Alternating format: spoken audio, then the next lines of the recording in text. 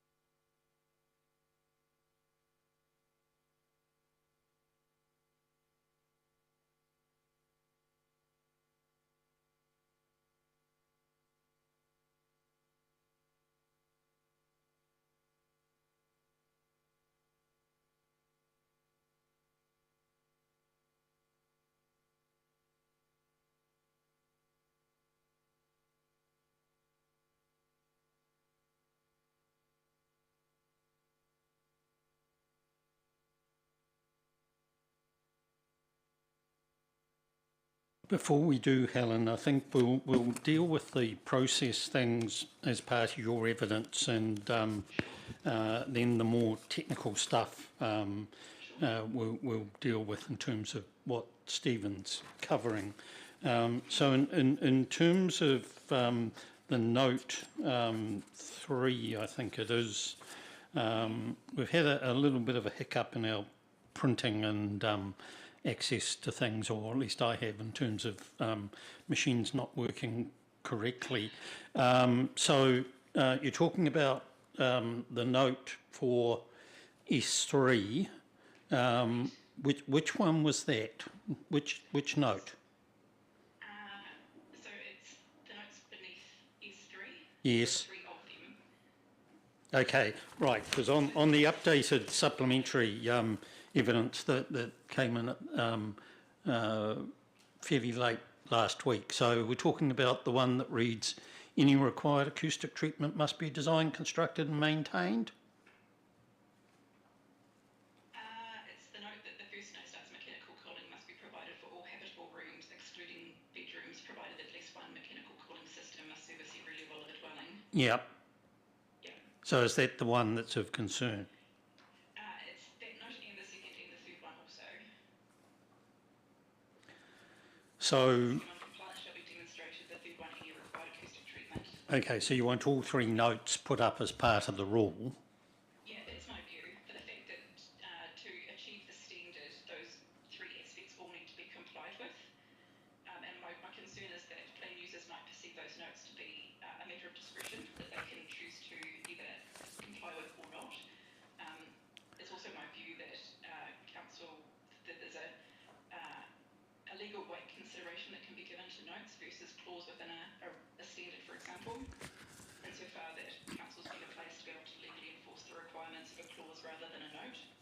We've had legal advice previously on one of our other hearings where we had a note prior to the rules that said these rules do not apply to activity X, Y and Z.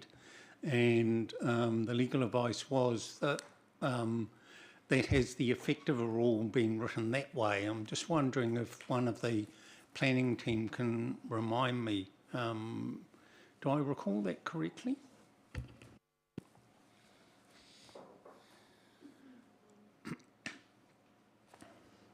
Can you remember which hearing stream it was or what topic? No, I've read most of the draft decisions in the last 2 weeks and can't remember which one of the 30 odd. And this is the reason why I raised it in my evidence. So I previously worked for a decade doing compliance work for local government and had to enforce district plan rules as part of that role. And quite often we would reach a difficult situation where a matter was required through a note associated with a rule rather than in the rule itself. Okay, well, I think the way around it is that we might ask for some legal advice as to the standing of that might be the best way of doing it. I do have some issues, though, even if you had a rule that said you need to demonstrate that you comply at the time of a building consent, whether that's actually enforceable as part of a rule, particularly given elsewhere in the rules it says prior to occupying a building, you must do a report. So there's a little bit of inconsistency there as well. Sure. No, I can appreciate with the building consent being subject to the Building Act and not the Resource Management Act, which is obviously provides the legislative basis for a district plan. I can see having a requirement that's subject to another piece of legislation in a separate process. Yeah, does present a challenge.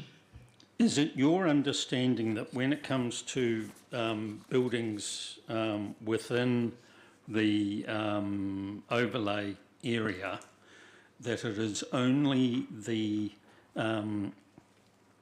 sensitive activity rooms that are subject to the rule? So if as part of the house the garage is outside or the laundry's outside that distance, then it's not covered by the rule? Yes, that's correct. Although you'd want to consider the whole building when you consider the effect on that habitable room, because sometimes other portions of a dwelling might provide noise attenuation to that room. So it is just the parts of the building that are subject to the rule. Correct, leap in there, Stephen, if I'm getting that wrong. No, I mean, I think if I got the Commissioner's question right, the key thing was the garages aren't covered. Whether the garage is inside the overlay or outside the garage and the laundry, there's no requirements on those. That's correct, yeah. It's just purely those habitable spaces, which aren't just bedrooms, it's living areas as well.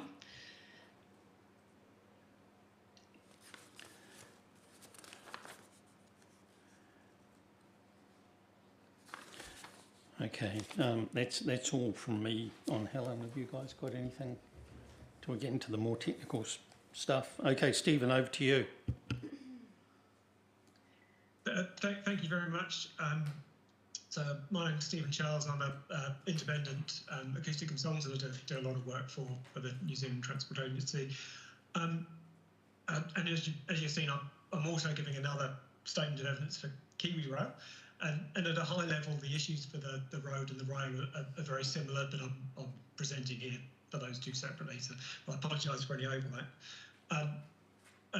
Like Helen, I won't read out my evidence. I assume you've got it, you can see it. I'm more than happy to expand on anything, but I'd just like to highlight a few key points. One thing I'd say is that it's quite fortuitous that this district plan's come fairly late after an awful lot of other district plans, and so the provisions around the noise and the details of how they work have been litigated quite extensively in a number of different districts, and Mr. Stiles has been involved for various parties in some of those, and I've been involved in most or all of them, and so there's quite a lot of refinement that's happened to the technical workings of the rules, and I think that's why if you look at Mr. Stiles' advice and my evidence, we're actually very closely aligned, and that's just because we had a lot of attempts at getting to that point. The key thing I just wanted to run through was this change from a fixed distance to an overlay, and I say that's one of the things where Mr. Stiles and myself agree.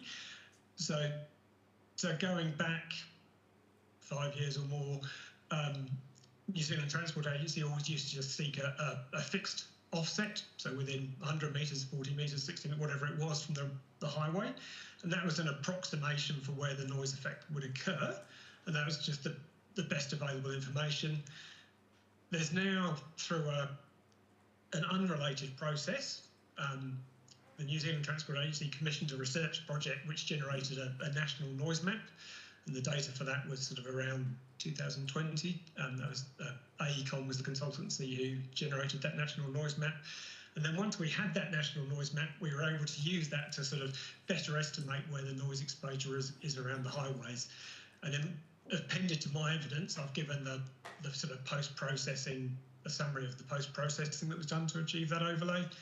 And the AECOM report's also available with the nuts and bolts of how that modelling was done. So happy to talk in more detail, but you'll see that the council have been provided the overlay.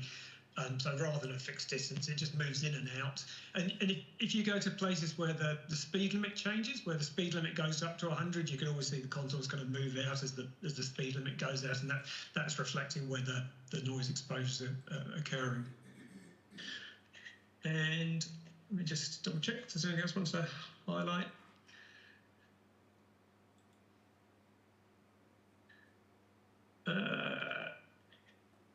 No, so I didn't have anything else I wanted to raise, but I'm more than happy to answer any questions, provide further explanation.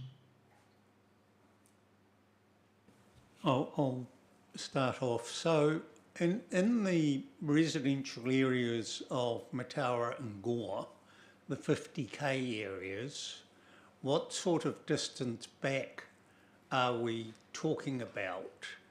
And is it a distance from the legal boundary or the road edge? So the noise modelling is done from the road centre line. So it's done on where, as best we can, is where the actual the source of the noise occurs from. How far back it really is a how long's a piece of string argument. In the built-up areas, the first row of buildings provide screening, and when you look at the contours, they'll stop at the first row of buildings usually, where you've got dense development, and in those cases it may only go back 30, 40 metres. Where you've got open ground, and as you get into the 100k, then it goes further out. So there isn't the benefit of the noise contours over a fixed distance is it does come in those built-up areas, but I can't. I apologise, I can't give you an off-the-cuff number because it does vary. I could pull up some maps and we can look up some specific areas if it helps. But Yeah, please do. take me a couple of seconds.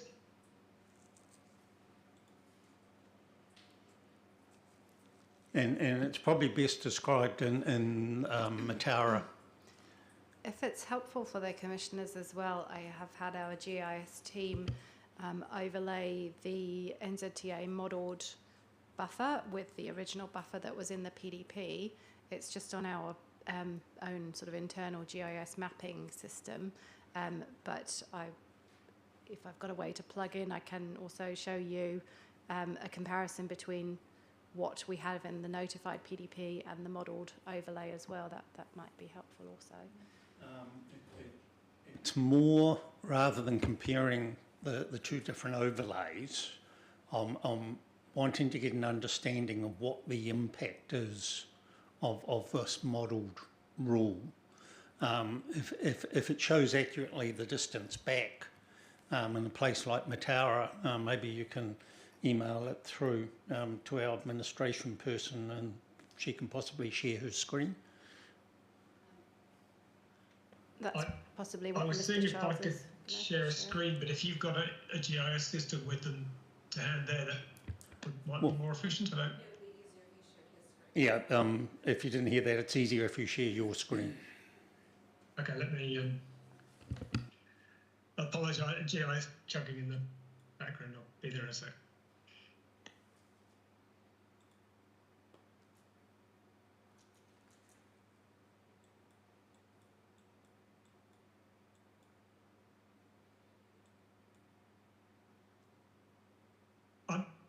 I'm being let down by GIS at the moment. It's slowly coming, but That's okay. We'll deal with other questions. Other questions? I have it open if that would help. Oh, sorry. I can if you've got it share my open, screen. Helen, Yep. please share. Yep.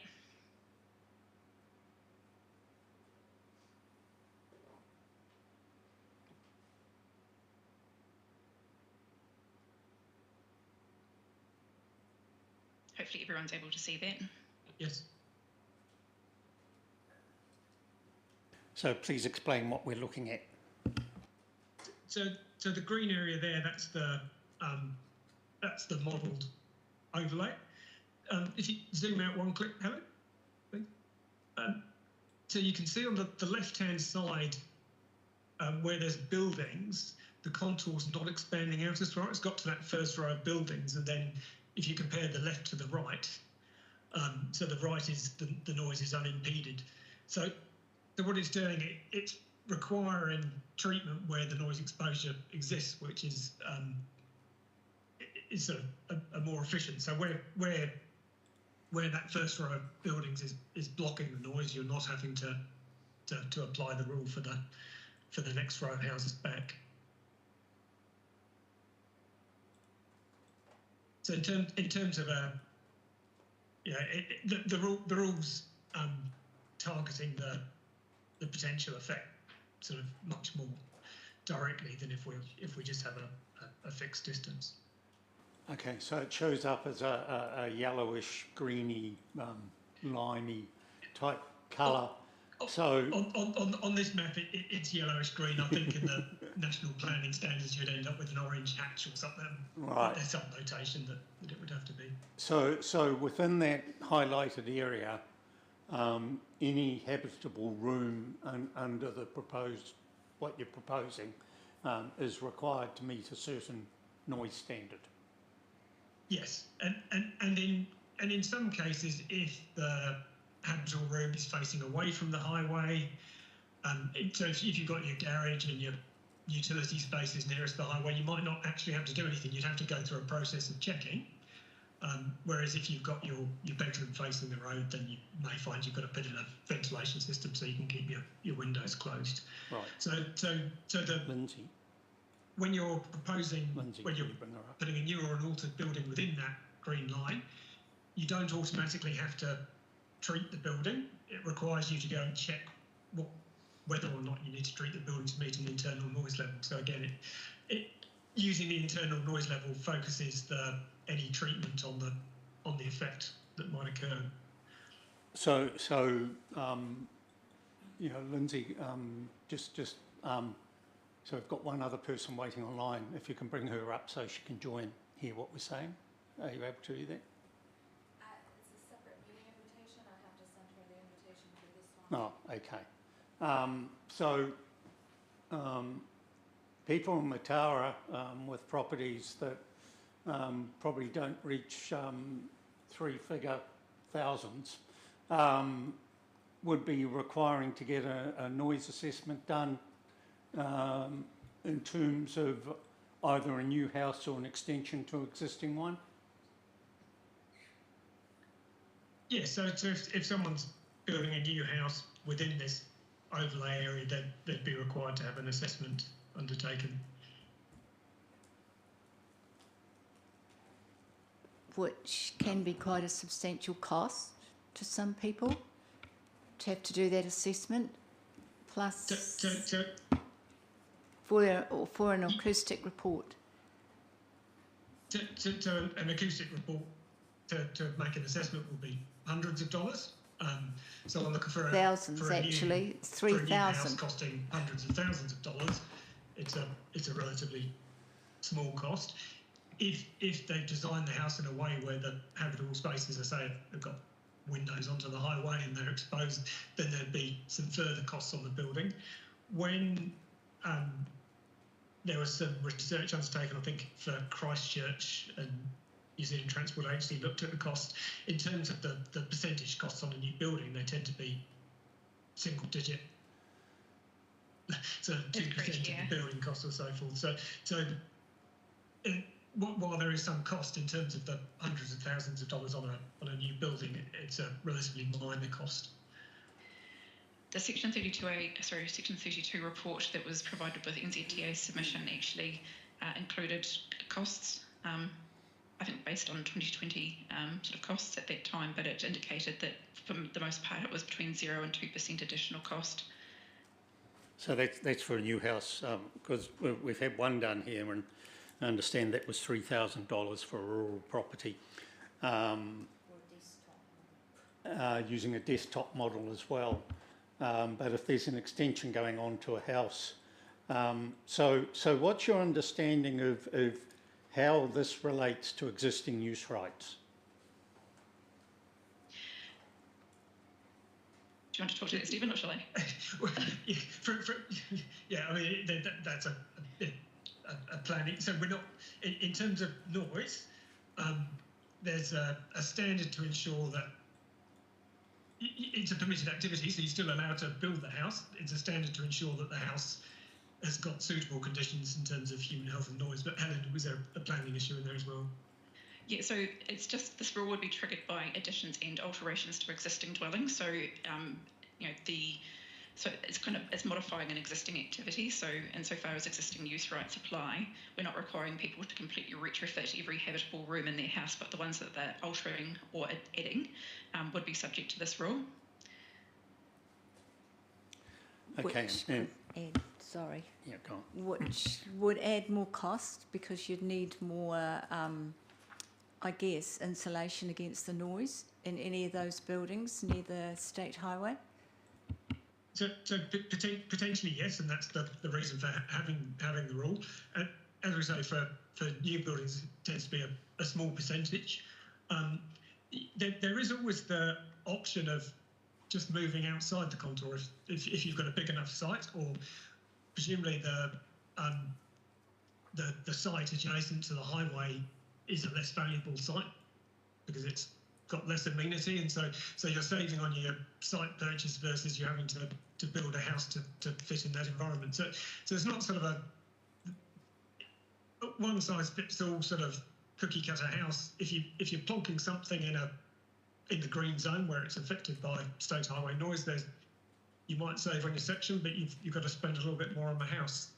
So it's just making sure you're designed for the location. I think just thinking about homes between Gore and even Mandible, which is probably 10, 11, 12k away, every home that I can think of would be within that 100-metre limit, even the new homes. I just think it's an added cost to people quite substantially. There's definitely an existing issue, and the research that I referred to was looking at the whole noise exposure up in the whole country.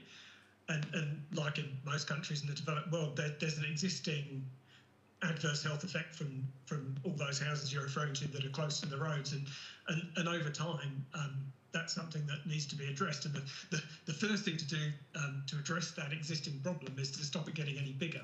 And so this rule is to stop the problem getting any bigger, but in due course, we'll need to sort of bring that problem down. So there's the research shows there's hundreds of millions of dollars worth of health costs to New Zealand through road and rail traffic noise exposure.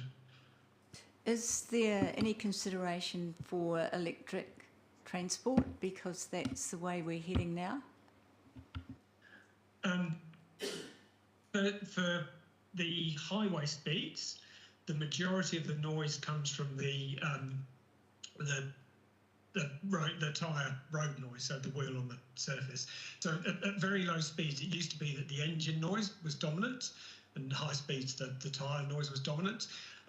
As engines, even in non-electric cars, have got quieter and quieter. If a modern Corolla goes past you, the engine is not very noisy, and so even at 50 kilometres an hour, the tyre road noise is now the dominant speed. So because the electric vehicles, they've still got the same tyres on the road, the road noise doesn't dramatically reduce with electric vehicles. Road noise will change over time, and this, if this gets remodelled in 10 years' time, the contours will be a slightly different shape. And sort of as bits of the district that, as the surfacing changes types, that will change the noise. The electric vehicles in themselves are unlikely to be kind of there's not going to be a step change in noise. I was just going to comment, is it not the road surface that causes the noise, and is that not a NZTA issue? Yes, so most of the noise, as I say, comes from the road on the tyre on the road, and there's two halves of that. One's the tyres, one's the road, and the road surface, which is the thing that the New Zealand Transport Agency and the council for the local roads maintain, that's within their control. For most of New Zealand's national state highway network, the road pavements are flexible pavements, and you can't put the nice flat porous asphalt surfaces on them because they move and the porous asphalt will crack, and so there's the chip seal surfaces on the majority of the country state highway. I personally spend a lot of my time trying to make road surfaces quieter, and in terms of addressing that existing health problem, trying to come up with quieter road surfaces is something that might assist. There's not an easy fix to it, so it's something that we continue to work on, and around the world people work on. But there's nothing in the medium term that's going to make a dramatic reduction there.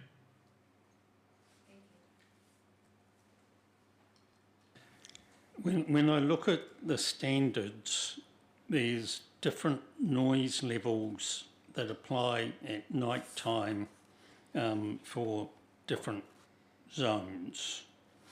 And when I'm looking at standard S3, in the amended supplementary material we've got looking at today, S3 talks about a whole list of zones there, but not residential, where at night time the internal design noise level must be 35 dB, LAEQ 15 minutes. That seems extremely demanding when I compare it with other noise standards that we've got in the rules, where we're dealing with 40 decibels. Just wondering if you want to comment on that, please. Absolutely. Thanks for pulling that up. Do you have the version of the provisions recommended by the reporting officers? Yeah, and we've got update ones today, and what was in the initial, So if you in the report, in Appendix A to the Section 42A report, they've red lines struck through that table you were just referring to. Sorry, So could I just jump in and clarify here? So sorry, I think Mr. Charles is quite correct. I did strike through, but in my supplementary evidence, I've proposed to reinstate that requirement as it relates to certain zones. So we've got noise S3 that requires the acoustic treatment for noise-sensitive activities in certain zones, which is why you can't see the residential zone listed there, because it's only for noise-sensitive activities that are located in those zones that provide for a higher degree of noise. And it's the new noise S4 that is specifically relating to the state highway and the rail corridor overlays. And those noise limits are set out in Table 4, and those are the limits that were provided from NZTA in their submission. So hopefully that makes it a little bit clearer. Not at all. Okay. But if I go to the supplementary evidence that we've got, a noise S4. Yes, which is probably more similar to, that's quite comparable to the noise S3 that was in my Section 42A appendices that Mr. Charles is no doubt looking at. And so then you look at Table 4 for the limits. Okay, but before we get to Table 4, what's in S4 says road noise shall be calculated based on measured or predicted noise levels plus 3 dB. How does one go about doing that in a way that isn't onerous? Was the question directed at me? Oh. Yes. Yes. Okay. So, can I? I'd like to address that. Can I also finish talking about your previous question, because I think we got lost in process. Sure. There was a. If I can come back to the 3, start off with the 35 question, and so just to clarify that New Zealand Transport Agency submitted to use a level of 40 and not 35, and it was 40 as a 24-hour average, and the officers have accepted that or they've recommended accepting that for at least residential buildings everywhere. Just to clarify, the use of a 24-hour average value for road is in the National Planning Standards noise metrics standard. It says you've got to follow New Zealand Standard 6806 for road traffic noise, and that says you've got to use a 24-hour average value. So that's why for the road noise, there's a 24-hour average, and there's that value of 40. In terms of the +3, so at its simplest level,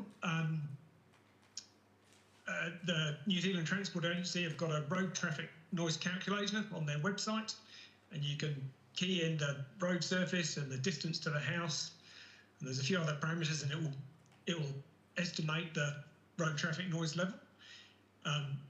If your acoustic consultant, if they can generate a full-blown noise model, which is a more involved and costly process. So in the most cases, in terms of doing that cost effectively, it would be to use that online calculator, and you can print out the response, or you could take a measurement if someone has a town level meter, and they can go and sort of leave it out and measure the noise for a period of time. In most cases, my experience is that people do a simple calculation. In terms of the +3, that's just reflecting the uncertainty in those calculations. So the method that's used on that, it's the United Kingdom Department of Transport method that's some years old. So that's an empirical method, and there's an uncertainty on that method. So the +3 is to make some allowance to make sure that when you build your house, you've got adequate sound insulation when it's at the time it's built.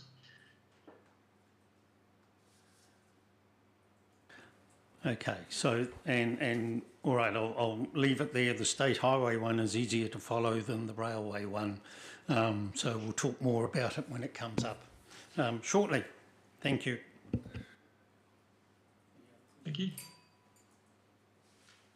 Not a question as such, but you did make the point that the noise is the result of road noise, but it must be more complex than that. It's a function of weight, number of axles, all that activity for which you receive, you charge a road user tax. And as you increase that capacity of the road, you're requiring other parties to mitigate the noise effects of something that you are contributing to. It's just a point I'd like to make. I'm going to stop short at asking if NZTA has got any intention of funding some of these remedies that you're suggesting. Thank you. From a technical, so I'm independent consultant. From a technical point of view, you're correct that the amount of noise depends on the mix of vehicles you've got on the road. The calculation and the model, that's based on the percentage of heavy vehicles that were there on the 2020 or whenever the year that the traffic was taken from. So that was included in the calculation for the current scenario. In terms of who should be paying for this, there's a legacy problem of there's a road and there's people, and as I say, I'm aware through other work I do for New Zealand Transport Agency that it's looking to improve situations by investigating, researching quieter road surfaces, and there's a range of other activities it does around managing its network. And this is an area where we've got this existing problem, and we're trying not to increase the size of the problem. So as the development's happening, acoustically, that's the most efficient time for the building to be treated. In terms of who pays and so forth, not my debate. Okay, Stephen. I'm sorry. Yeah, go on. No, Stephen, paragraph 5.3 of your statement, you highlighted the difference of opinion between yourself and report writers in terms of where vibration is measured for noise R2. And you say it should be measured at the location. It's experienced, i.e. not, I think, at the corner of the house, but wherever in the house might be the worst case scenario. Can you just expand on that, please, and clarify? Certainly. So just to be absolutely clear, this is a completely different issue to the one we've been talking. So the main issues, all those, the overlay and stuff. So that we're on a different sort of thing. So this is to do with construction vibration affecting people. And there's a rule which has got based on some criteria in terms of if you expose someone to more than so much vibration, then they'll have an adverse reaction.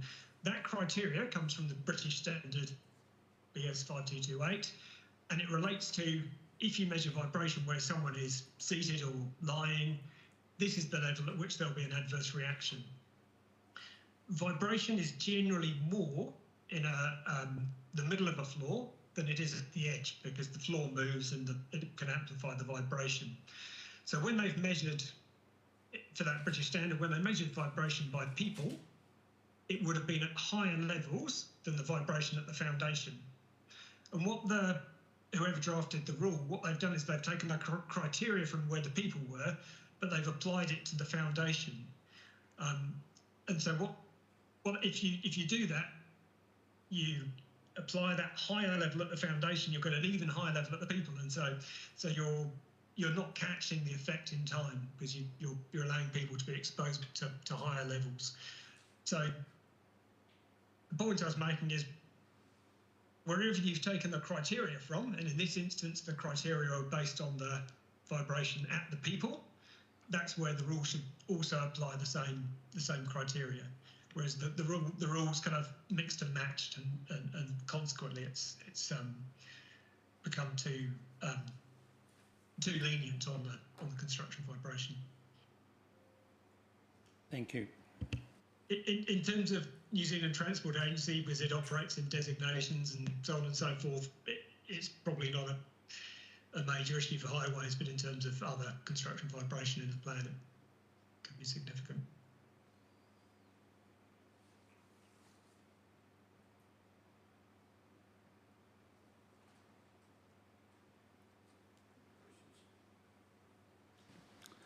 Thank you very much for the information and submission. We do appreciate it, and we'll hear from you in the future. Thank you very much. Thank you. Thanks for your time. Bye. So does Stephen have to log out and then come back in? Yes. And join the other link. I'm not sure if you heard me. Can you tell him? Yeah, so Stephen, you need to join through the other link that's been sent to you because they're set up as separate items. I've only got one link. I just resent it a few minutes ago. It was just resent a couple of moments ago.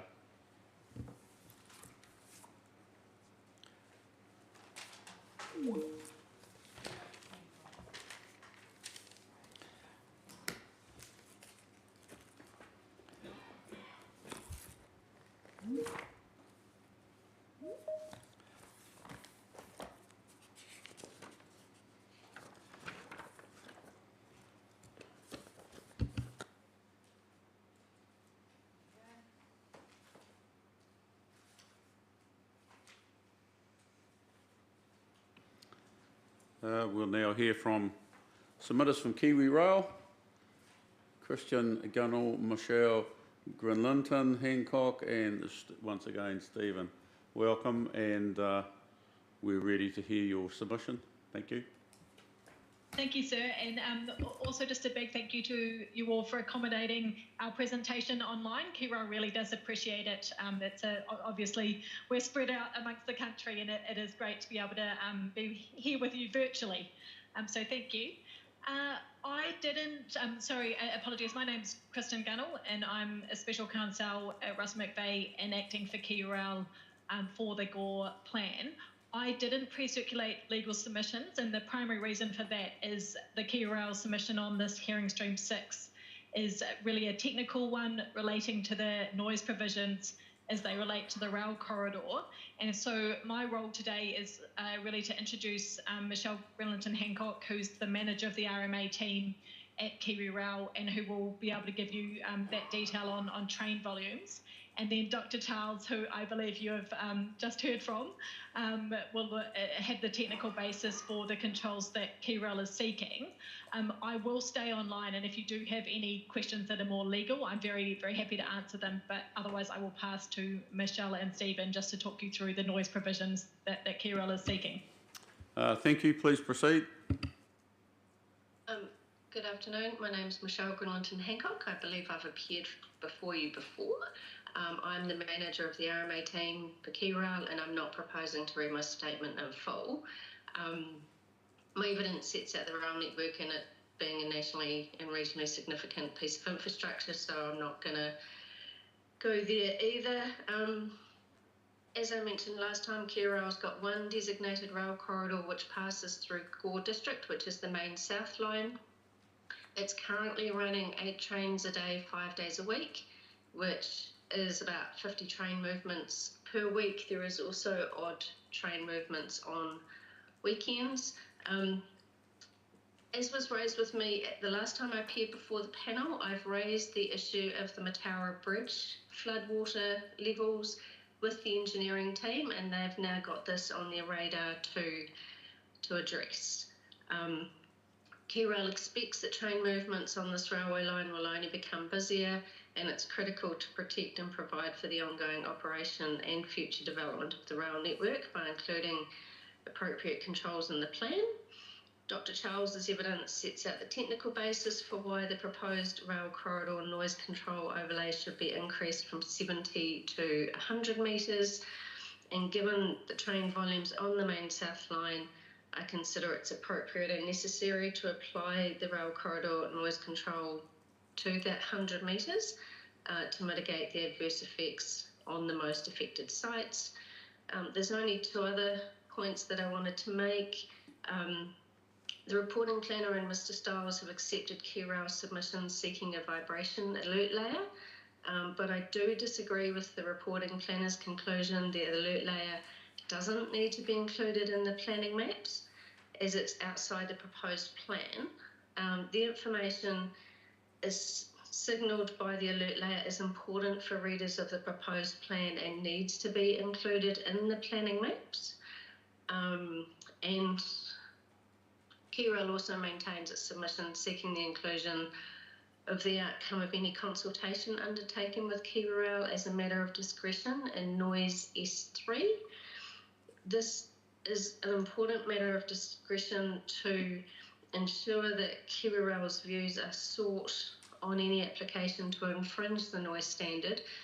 And what consultation with KiwiRail brings is it brings assistance in informing decision makers and applicants of any existing or future changes in the rail network which may impact decisions on whether it's appropriate that that resource consent is granted. But that's all I propose to speak to today, and I'm happy to answer any questions. Thank you for that, and thank you for follow-up on the River Bridge. At paragraph 3.3 of your statement, you refer to the 50 trains per week, and the assumptions or the criteria for moving from the 70 metre overlay area to the 100 talks about 2 trains per hour, which is 336 trains per week. So current level 50, the trigger level for the 100 metres 336. It seems a long stretch of the rubber band to say that we should be putting something in the plan for a volume of trains 7 times what it is at present. If you could give some feedback, please. That's more of a technical matter for Dr. Childs. Stephen, feel free to respond to it now. No, I can jump. So I've addressed this in the appendix to my evidence. So I was just finding it's not the control wasn't based on wasn't intended to apply only where there's 2 an hour. But I just find the right paragraph.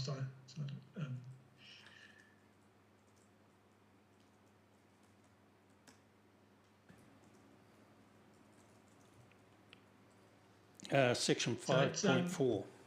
Paragraph 5.5, 5.6 of the appendix to my evidence. So there isn't an exact number of trains where the rule should or shouldn't. So the international research into rail noise effects on people is based on long-term averages, and there's an approximation in terms of how you represent that by shorter periods, in this case 1 hour. And in that paragraph 5.6, I've suggested if there's at least 6 freight trains a day, then the numbers are appropriate. But it's a little bit grey exactly where that should lie. But the number of sort of eight freight trains a day sits comfortably in the sort of area where the control should apply. So I've got to add in the 5.5. I addressed the two freight trains an hour question. Okay. Any other questions? Yeah, over to Stephen. I have no questions, and thank you for your... No, we want to hear from Stephen on this evidence. Okay. Stephen, do you have anything to add? Thank you. Not a couple of minor things. So again, taking my evidence read, but happy to talk further about anything. Just to highlight, so the one question that came up in the Section 42 report was, well, how many trains are there, and does it warrant the controls? That's not, in terms of how many trains there are, that's a straight out question for Michelle. So having read that, Michelle's gone and looked at how many trains there are. Given that number of trains, my advice back to KeyRail was, well, that warrants the controls. And I say that those paragraphs I referred you to, that's something I prepared generically some time ago, and that's just how this district sort of fits within that framework. And then the only, just in case there's any confusion, in my evidence, I say I think there should be vibration controls because technically I think it warrants it, and that's the advice I've given to KiwiRail. KiwiRail's taken a pragmatic approach of saying, no, we're not going to put controls on houses, we're just going to have the alert overlay. So there's a slight discrepancy there between my evidence and the position that KiwiRail have taken, but that's a decision for them. I don't have anything else I want to highlight, but more than happy to answer questions.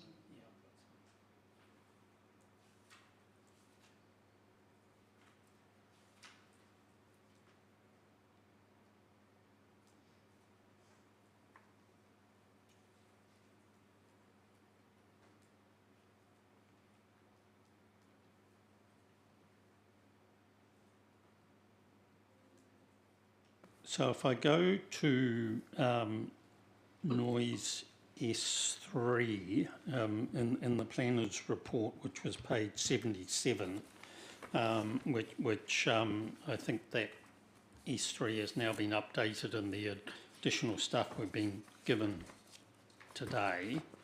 In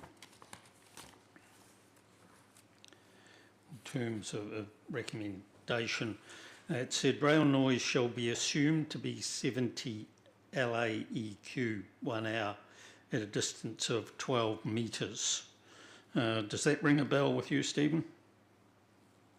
Yes, yeah. So that recommendation is just coming out of Kiwi Rail's submission. So the planning officers are recommending to accept that. So the assumption of 70, it's that same section of my appendix that explains the nuts and bolts of where that comes from. But the issue for rail compared to road is that because the rail activity is more sporadic and it's quite variable as well. So if you happen to measure on day 1 versus day 2 versus day 3, you'll get different results. And then if Kiwi Rail get a contractor to move an extra train, you'll get a different result again. And so for rail, there's a fixed assumption of what you're designing to. So you've still got the benefit that depending on the orientation of the building and how far away the building is from the rail, you'll have to do more or less. So as we're talking about for road, so if the bedrooms are facing the rail, you'll need to do more than if they're facing away. But the source level of the rail, there's a fixed assumption there. In some respects, you are asking for road how you go about predicting, and for rail, it's actually easier because it tells you exactly what the predicted level has to be. So you just follow that sentence based on the distance from the rail. That will tell you what you need to design to. I'm comparing what's in that statement to the appendix that was in your evidence. And so what's in your appendix is at 10 metres, 71 dB, which is consistent with 70 at 12, I guess. Yes. But when I look at the rule, it says it reduces at 3 dB for doubling of distance. So at 12, it's 70 in terms of the plan provisions. At 24, it will be 67. And at 48, it'll be 64. It then goes on to say at doubling of distance up to 40 metres and 6 dB per doubling thereafter. And when I compare that to what's in your table, they don't seem to be consistent once we get up above the 40 metre line. So if there is any inconsistency, it's my mistake, but I don't think there is. I think there's some rounding errors. So not rounding errors, but I think there's some rounding artifacts. If you look at on my table, so we're in paragraph 5.4 of my appendix at the table. So if you look at the 50 metre value is 62 decibels, and then if you go to the 100 metre value, you've got 56. So you can see that's beyond 40 metres, and so when we double the distance there, we've reduced by 6 decibels. So you can see that that's consistent with that, the 6 decibel per doubling. And if you look at my first two values in that table from 71 to 68, that's going from 10 to 20 metres, so that's a doubling close to the railway, and there's a 3 dB reduction there from 10 to 20. The rounding issue in that table, where it goes from 20 to 40, it's showing a 4 decibel reduction where it should show 3, but that's a quirk of the rounding on that table. Okay, what I'm wondering is, rather than having that paragraph and having poor people to try and work out the maths, wouldn't it be better to put a table in there that actually said 0 to 12 metres, it's this, 13 to 24, 25 to 48, 49 to 100? Potentially, yes. Yeah, technically, that would be fine. If that's... Yeah, if you could do that and forward it on, that would be helpful.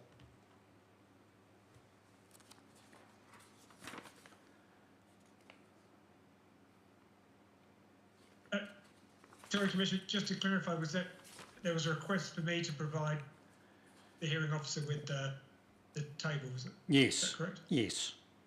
Certainly, I'll do that. Now,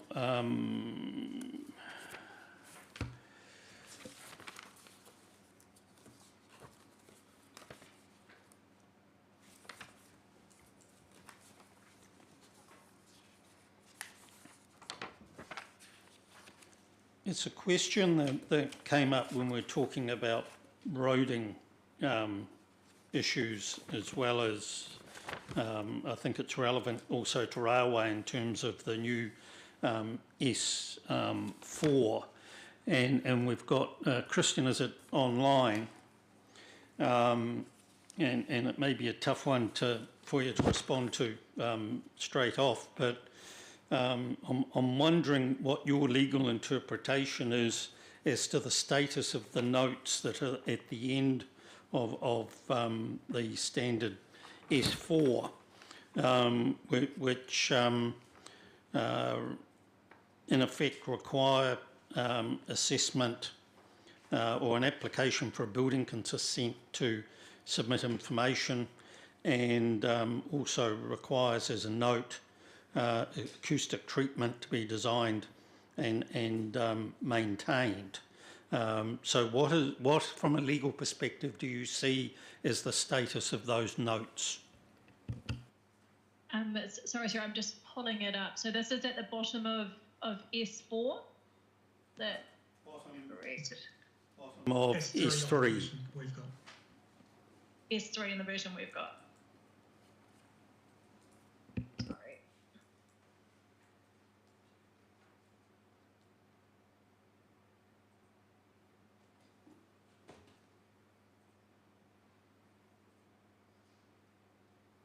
So as they're written as advice notes.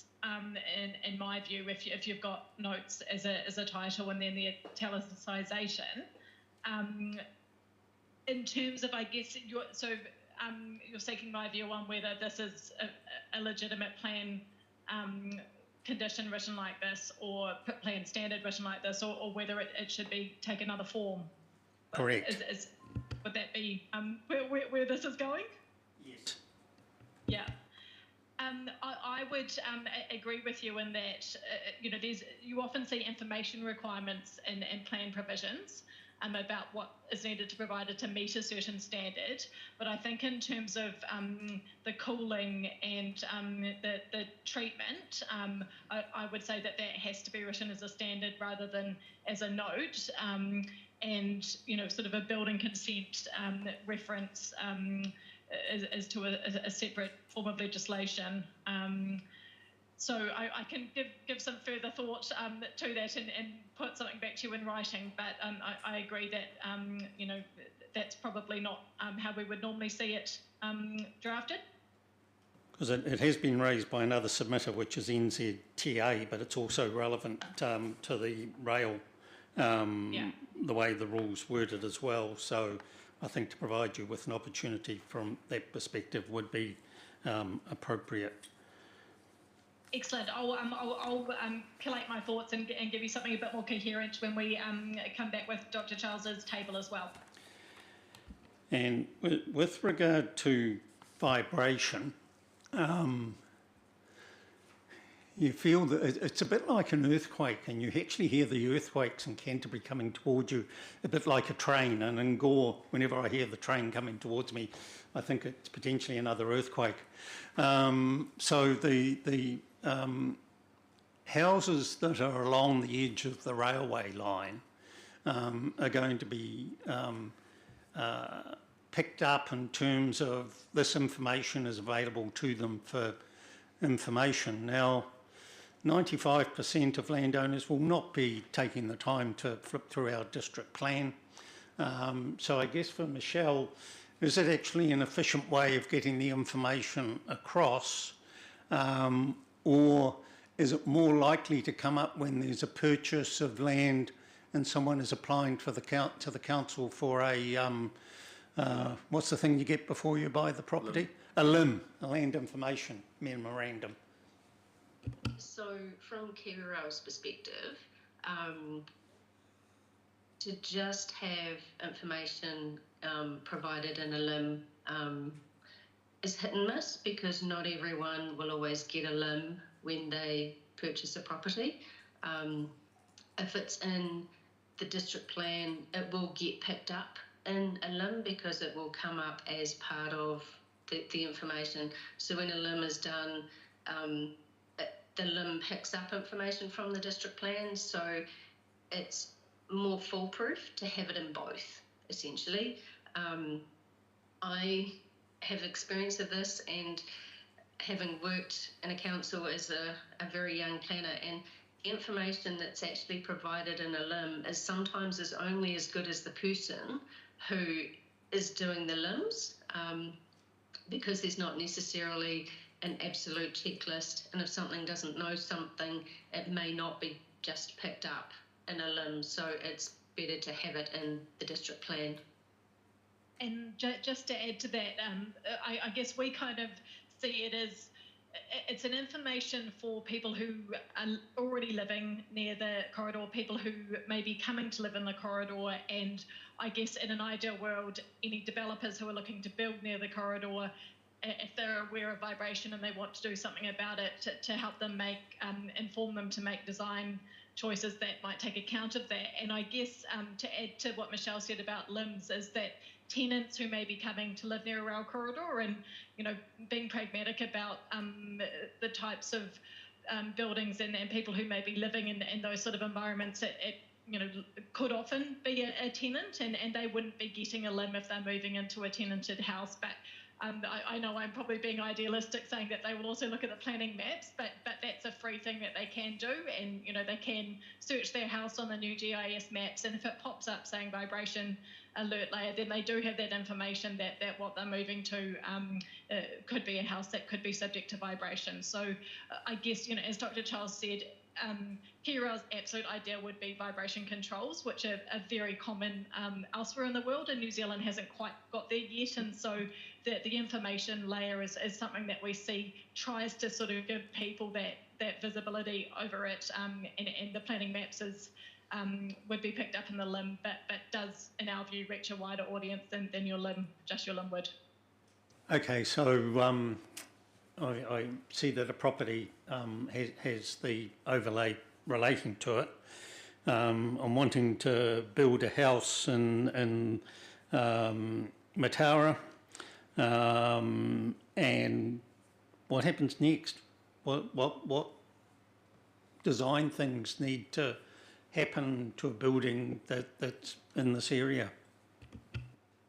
So the only thing that you would be required to do from a plan perspective is the noise provisions. The vibration alert layer is just an information alert to you that you might be subject to vibration, and that would be, if you were a responsible developer, might signal you go and speak to someone about how you might isolate vibration, and Dr. Charles can give you a little bit more information on how you might do that, but or you design your sensitive rooms on the other side of the house away from the boundary, or you might look at your foundations, but I think realistically it would be a very conscientious onto-it developer who would do that, and so we do view this as giving people information to make choices should they wish to do so.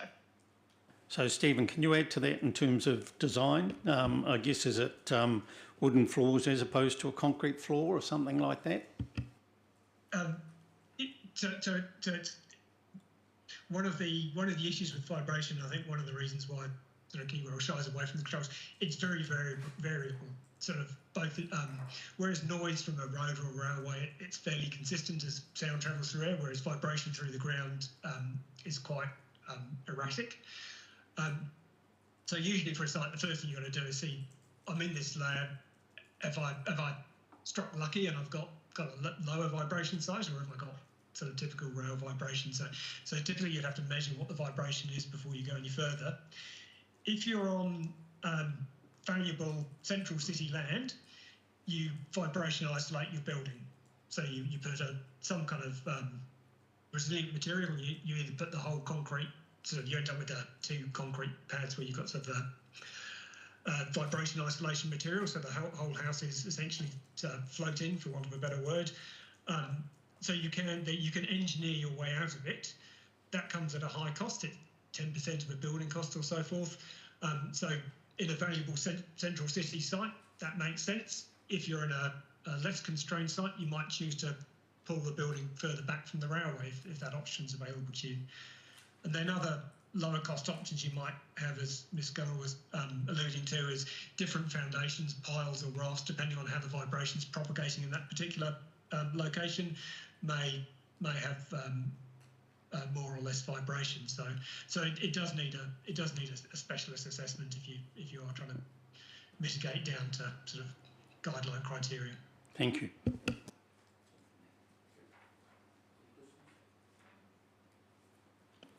Thank you very much for your input, been very helpful, and we'll move on to the next submitter. Thank you.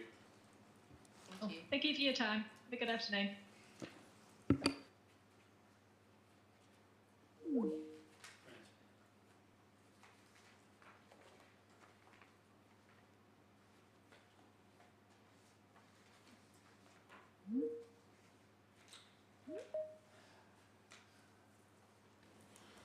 I believe we have Ainsley McLeod from Transpower when she arrives. Welcome. You're submitting on behalf of Transpower, and we're ready to receive your submission. Thank you. Many thanks. Ainsley McLeod here. I've appeared before you before, and I'm joined today by Rebecca Ing, who is Technical Lead of Environmental Policy at Transpower, and she's also available to answer any questions. You happy for me to get started? Yes. Well, thank you very much for your time today and for accommodating the appearance of our teams. It's very efficient. I wasn't able to hear the opening statements this morning, so if there's anything that I'm saying that perhaps has been advanced since evidence was filed, please jump in and tell me to stop and perhaps consider something new. I think I can be very brief today, as there are only a small number of matters to cover. This is because I agree with many of the recommendations in the Section 42A reports, and this is set out in Attachment A to my evidence, where there's a table that says where I agree or support the recommendations. I also support the Section 42A report recommendation in respect to the definition of sensitive environments at paragraph 27 of my evidence. I don't intend to address any of those matters today and just turn to the outstanding matters. Now, if we look at policy SUB-P3 and a new policy, Transpower's submission... If you just wait for us to bring it up, please. Thank you. Sorry? Just give me a moment. So what policy number is that, please? SUB-P3.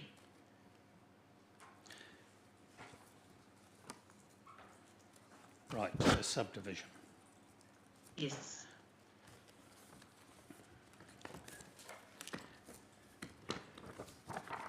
Okay, thank you. Thank you. Transpower's submission is concerned with how policy SUB-P3 gives effect to policies 10 and 11 of the National Policy Statement on Electricity Transmission, and it seeks a new policy to achieve this outcome. The Section 42A report concludes that the relief sought by Transpower can be achieved by amending the existing policies SUB-P3 and SUB-P5. In my evidence, I agree that it's possible to achieve Transpower's relief in the context of the existing policies, but conclude that the recommended amendments to those existing policies fall short of giving effect to policies 10 and 11 of the NPS. I highlight the very strong language used in those policies in my evidence, and also set out the High Court's commentary in respect of policy 10 and the firmness of the language used. My evidence considers that further amendments are needed to give effect to policies 10 and 11 of the National Policy Statement on Electricity Transmission, along with policy INF3 of the Regional Policy Statement. I set out two alternate approaches, one being the standalone new policy that Transpower sought in its submission, but also an alternate solution which might be the inclusion of a further clause in SUB-P3 to specifically address policies 10 and 11 of the NPS. Okay, maybe I can help, because we did chat about it this morning, and the planners are now recommending that a new policy be added, policy 22, that would read, avoid subdivision in the National Grid subdivision corridor where future activities may result in adverse effects on the National Grid, including reverse sensitivity effects that would compromise the operation, maintenance, upgrading and development of the National Grid. Just listening to it for the first time, that sounds pretty similar to my evidence. Yes. So perhaps then we can turn to subdivision and the new rule that Transpower sought for subdivision in the National Grid corridor, and I guess this rule is implementing that new policy. The Section 42A report recommends the inclusion of a new rule for subdivision in the National Grid corridor, and I support this recommendation, but suggest a number of limited amendments that are described in paragraph 41 of my evidence, and are generally to fine-tune the rule. One key amendment provides for a less onerous approach in the rule to confirming that a building platform is able to be located outside of the National Grid. And you'll see, as notified, there was a requirement for a consent notice, and the amendments that I support sort of pull back from that a little bit and just require the demonstration that a building platform can be located outside of the National Grid yard. So again, the talkies this morning, the planners are now recommending that we include what you're asking for. For the entire rule, or shall I go on? I can't find the rule in front of me, so yeah, I'll get Joanne just to... the YouTube had picture but not sound, so we didn't pick up on these recommendations this morning. Okay, I'm getting a look like that was weird. So Joanne, can you help out?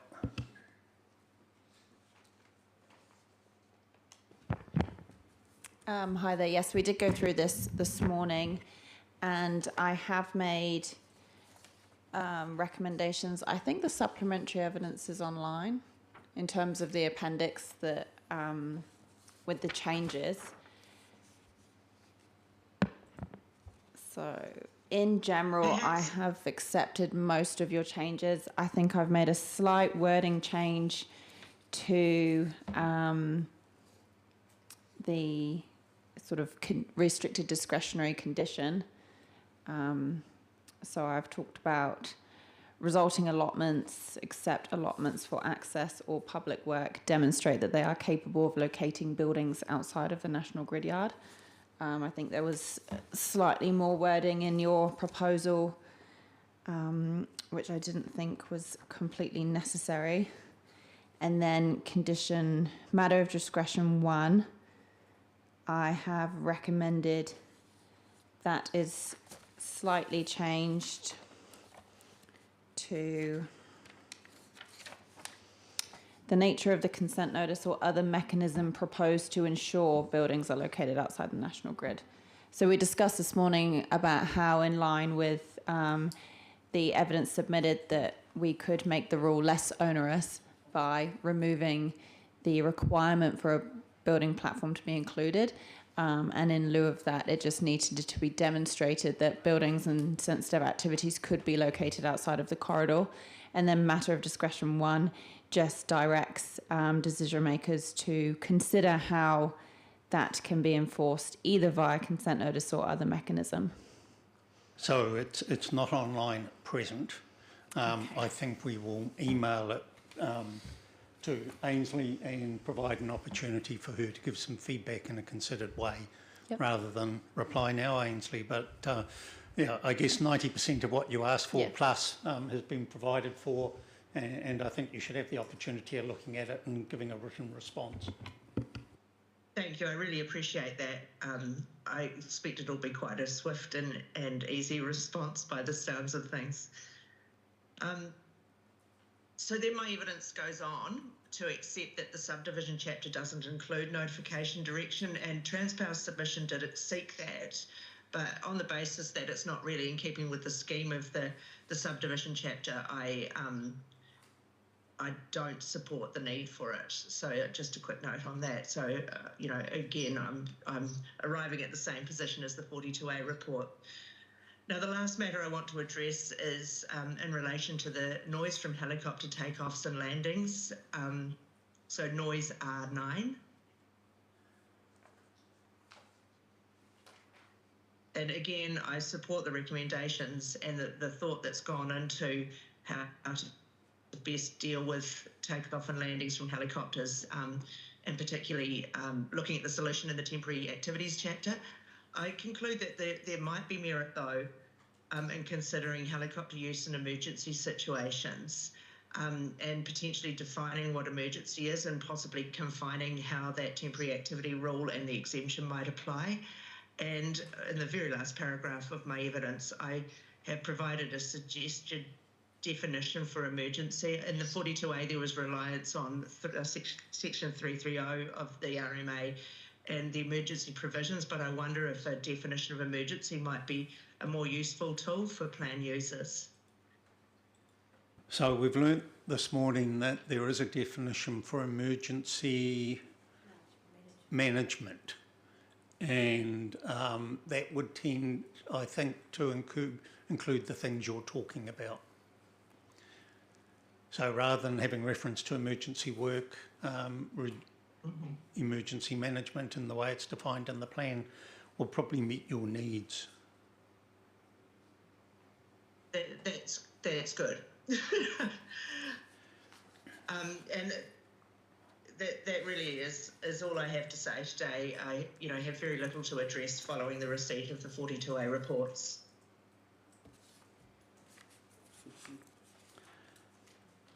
If I can take you to paragraph 37 of your evidence, on page 11, you've got a whole lot of text there in red.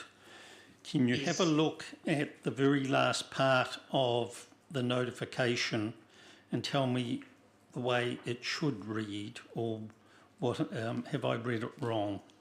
Talks about this is required absent his written approval. That's the text from Transpower's submission, seeking that the rule for the National Grid subdivision corridor include a direction as to notification.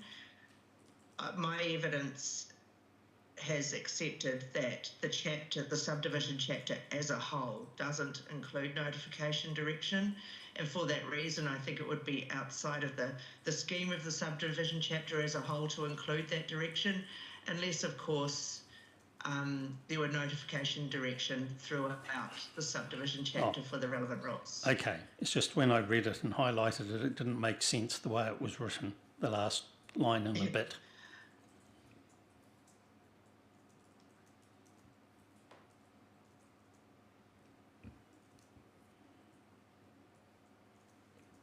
But we've moved on. It's written approval. Yeah. Yeah, well, perhaps that could be expressed in a more plain English way for plan users. Yeah, but you're accepting that there's no need for it to go in there at all, and I think that was the only other question I had for you. Yes.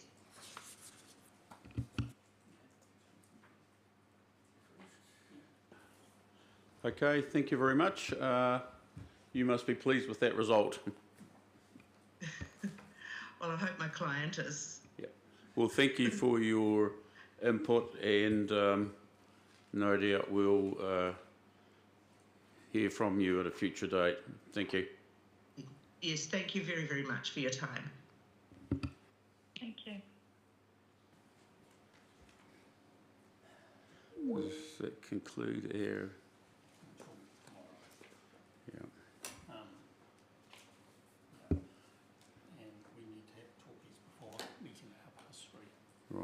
Right. We'll adjourn now until tomorrow, and 9:30. Thank you very much. We'll see you then.